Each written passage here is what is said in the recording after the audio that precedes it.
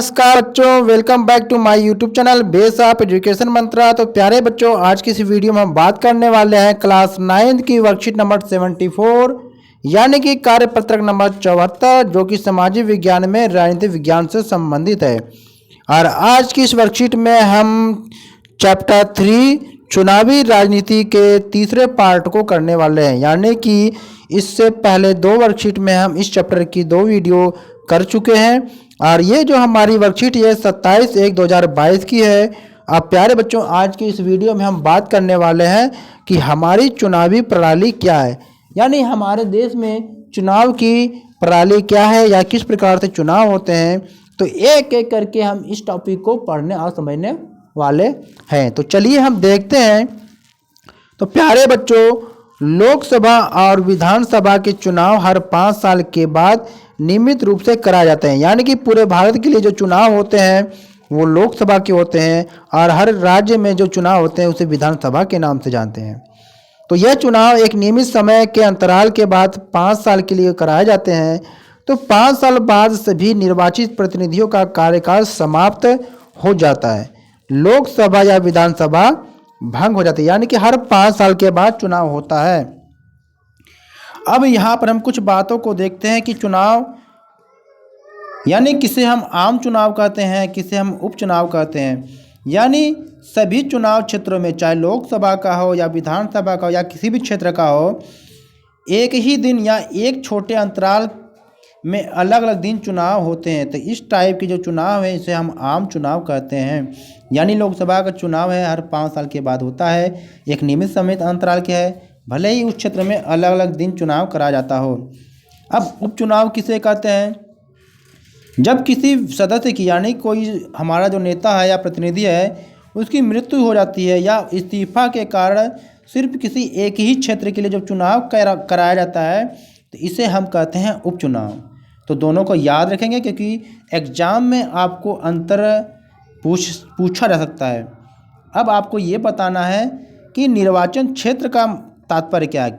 कभी कभी निर्वाचन क्षेत्र या सीट के नाम से हम जानते हैं। निर्वाचन क्षेत्र यानी हमारे देश में क्षेत्र विशेष पर प्रतिनिधि आधारित प्रणाली अपनाई जाती है। यानी चुनाव के उद्देश्य से देश को विभिन्न क्षेत्रों में बांटा गया। यानी कि चुनाव के दृष्टिकोण से, सुविधा के दृष्टिकोण से हमारे देश के अलग अलग क्षेत्रों को विभिन्न भागों में बांटा गया है और इन क्षेत्रों को ही निर्वाचन क्षेत्र कहा जाता है या सीट भी कह सकते हैं। किसी क्षेत्र में रहने वाले मतदाता एक प्रतिनिधि का चुनाव करते हैं। यानी किसी भी क्षेत्र में आप रहते हो तो आप उस क्षेत्र से किसी एक ही प्रतिनिधि का चुनाव करते हैं, चाहे भले ही उस क्षेत्र से अलग अलग पार्टी से अलग अलग उम्मीदवार चुनाव में खड़े क्यों न हो। तो लोकतांत्रिक चुनाव की एक विशेषता यह है कि हर वोट का समान मूल्य, यानी कि उसमें चाहे कोई भी व्यक्ति है, सबके वोटों का वैल्यू या मूल्य एक ही है, चाहे गरीब व्यक्ति हो या अमीर व्यक्ति हो। यही कारण है कि हमारे संविधान में यह व्यवस्था है कि प्रत्येक निर्वाचन क्षेत्र में मतदाताओं की संख्या लगभग एक समान होती है। तो आगे है प्यारे बच्चों की लोकसभा चुनाव के लिए देश को 543 यानी कि 543 निर्वाचन क्षेत्रों में बांटा गया है। यानी पूरे देश में 543 क्षेत्र को बांटा गया है, पूरे देश को। तो लोकसभा चुनाव के लिए 543 निर्वाचन क्षेत्रों में बांटा गया है। आप प्रत्येक निर्वाचन क्षेत्र से चुने गए प्रतिनिधि को संसद या सांसद कहते हैं। यानी कि जो 543 जो मेंबर चुनकर आते हैं अलग अलग निर्वाचन क्षेत्रों से, उन्हें हम सांसद कहते हैं या संसद के सदस्य कहते हैं। साथ ही साथ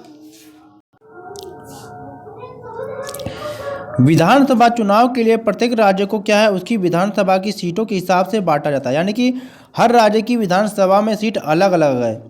जैसे उत्तर प्रदेश में 403 है, दिल्ली में 70 है। तो इन सीटों से निर्वाचित प्रतिनिधि को क्या है, विधायक कहते हैं। अब यहाँ क्या है, विधानसभा के जो सदस्य होते हैं या निर्वाचित क्षेत्र से जो चुनाव में जीतते हैं प्रतिनिधि, उनको हम विधायक के नाम से जानते हैं। प्रत्येक संसदीय निर्वाचन क्षेत्र के भीतर विधानसभा के कई निर्वाचन क्षेत्र आते हैं। अब आगे देखिए, पंचायत और नगर पालिका चुनाव के लिए प्रत्येक पंचायत को कई वार्डों में बांटा जाता है जो निर्वाचन क्षेत्र की तरह है।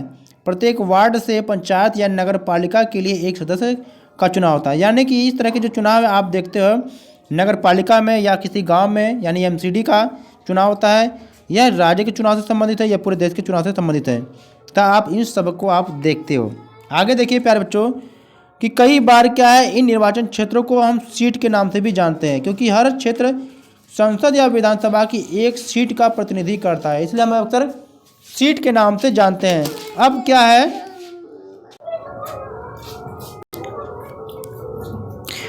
आरक्षित निर्वाचन क्षेत्र, यानी कि कुछ जगह पर क्या आरक्षित निर्वाचन क्षेत्र की व्यवस्था होती है, यानी कि कुछ कमजोर वर्ग यानी लोकसभा और राज्य विधानसभाओं में नहीं पहुंच पाते हैं।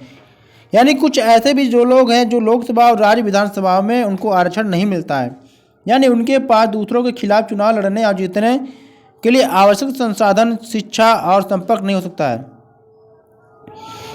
यानी कुछ ऐसे जो कमजोर वर्ग के लोग हैं जो लोकसभा और राज्य विधानसभाओं में नहीं पहुंच पाते हैं, यानी उनके पास दूसरों के खिलाफ चुनाव लड़ने और जीतने के लिए आवश्यक संसाधन या शिक्षा और संपर्क नहीं हो सकते हैं।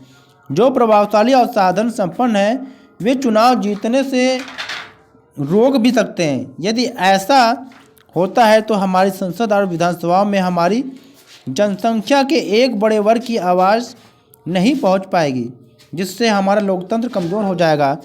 इसलिए कुछ निर्वाचन क्षेत्र उन लोगों के लिए आरक्षित है जो अनुसूचित जाति और अनुसूचित जनजाति से संबंधित हैं। तो वर्तमान में लोकसभा में 84 जो सीटें हैं अनुसूचित जातियों के लिए और 47 जो सीटें हैं अनुसूचित जनजातियों के लिए आरक्षित है। यह 1 दिसंबर 2019 की स्थिति है। यह संख्या कुल आबादी में उनकी हिस्सेदारी के अनुपात में होती है। तो कई राज्यों में ग्रामीण यानी पंचायत और शहरी यानी नगर पालिकाओं और नगर निकायों स्थानीय निकाय में सीटें अन्य पिछड़ा वर्ग के लिए भी आरक्षित है, यानी कि लोकसभा में भी आरक्षित है और नगरीय पंचायत चुनाव और नगर पालिकाओं में भी आरक्षित है। लेकिन इस तरह ग्रामीण और शहरी स्थानीय निकायों में 1/3 सीटें जो है महिलाओं के लिए भी आरक्षित है, यानी कि बाकी अनुसूचित जाति और जनजाति के लिए तो सीटें आरक्षित ही है ग्रामीण क्षेत्रों में या नगर पालिकाओं में, लेकिन 1/3 जो सीटें हैं यह महिलाओं के लिए भी आरक्षित है। इस बात का ध्यान रखें। तो प्यारे बच्चों अब हम इस वर्कशीट के क्वेश्चन को करते हैं।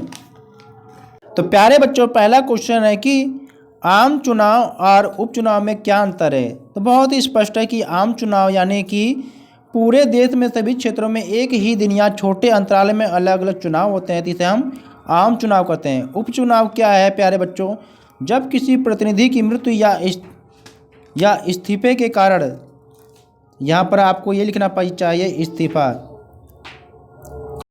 यानी जब किसी प्रतिनिधि की मृत्यु या इस्तीफा के कारण सिर्फ किसी एक क्षेत्र में क्या चुनाव होते हैं तो उसे हम उपचुनाव कहते हैं। आगे है प्यारे बच्चों कि सांसद और विधायक में क्या अंतर, यानी कि सांसद किसे कहते हैं कि प्रत्येक लोकसभा क्षेत्र से जो चुने गए प्रतिनिधि होते हैं इनको सांसद या संसद के सदस्य कहते हैं। विधायक किसे कहते हैं, प्रत्येक विधानसभा क्षेत्र से चुने गए प्रतिनिधि को क्या है विधायक कहते हैं, जिसे आप एमएलए भी कहते हैं। तो अगला क्वेश्चन है प्यारे बच्चों क्वेश्चन नंबर 3 कि क्या लोकसभा और राज्य चुनावों में महिलाओं के लिए आरक्षण है। तो उत्तर है कि नहीं, लोकसभा और राज्य चुनाव में महिलाओं के लिए आरक्षण की व्यवस्था नहीं है प्यारे बच्चों। क्वेश्चन नंबर 4 है कि देश की चुनावी निर्वाचन क्षेत्र में विभाजित करने के लिए संविधान में क्या व्यवस्था की गई है। उत्तर है हमारे संविधान में यह व्यवस्था की गई है कि प्रत्येक निर्वाचन क्षेत्र में मतदाताओं की संख्या लगभग एक बराबर होनी चाहिए। तो प्लीज़ मेरे चैनल को सब्सक्राइब करिए प्यारे दोस्तों बच्चों, और वीडियो को लाइक शेयर करना ना भूलें, जिससे आपके क्लास से संबंधित कोई भी वीडियो अपलोड की जाए आपको आसानी से मिल सके। तो ओके, टेक केयर बच्चों।